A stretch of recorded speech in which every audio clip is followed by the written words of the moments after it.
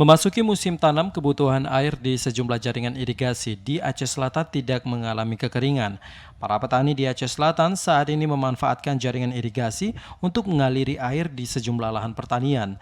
Seperti para petani di Kecamatan Klut Utara, Kabupaten Aceh Selatan. Untuk saat ini tidak menggunakan pompanisasi untuk menyuplai air ke lahan pertanian mereka, dikarenakan hampir seluruh lahan pertanian memanfaatkan jaringan irigasi tersier yang terhubung ke sejumlah lahan pertanian warga. Kepala Dinas Pertanian Aceh Selatan, Nyaklah SPMM, mengatakan untuk kebutuhan air di sektor pertanian di Aceh Selatan sudah sangat memadai. Telah menginstruksikan bahwasanya dalam rangka menghadapi El Nino itu untuk tahun 2023 ini kita telah siap bahwasanya dalam hal menghadapi tersebut bahwa jaringan semua irigasi yang memang kewenangan Dinas Pertanian itu bukan irigasi tersier sudah siap. Itu ada di beberapa titik yang memang dialiri oleh ribuan hektar lahan sawah yang ada di Aceh Selatan.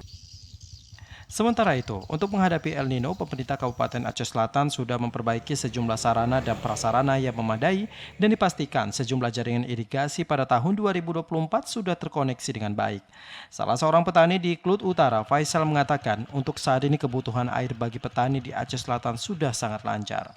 Masalah persediaan air di Aceh Selatan untuk masalah persawahan, insya Allah sudah memadai. Cuman ada kendala dan kekurangannya, masalahnya kalau bertani serentak. Di antaranya apabila daerah Gunung Pudung dan Ruak bertani dan tidak serentak dengan daerah Simpang Empat dan Klut Utara sebelah sini, berarti kendala air. Di sana ada air, sementara kalau musim kemarau di sini nggak ada air. Habis itu masalah pengelolaan pintu air. Kadang-kadang pintu air itu banyak dimanfaatkan untuk pencucian, bukan untuk kepentingan orang sawah. Meski begitu, menurut mereka perlu adanya pengaturan dan juga pengelolaan pintu air jika nantinya memasuki musim tanam secara serentak, seluruh lahan pertanian di Aceh Selatan dapat teraliri air dengan baik.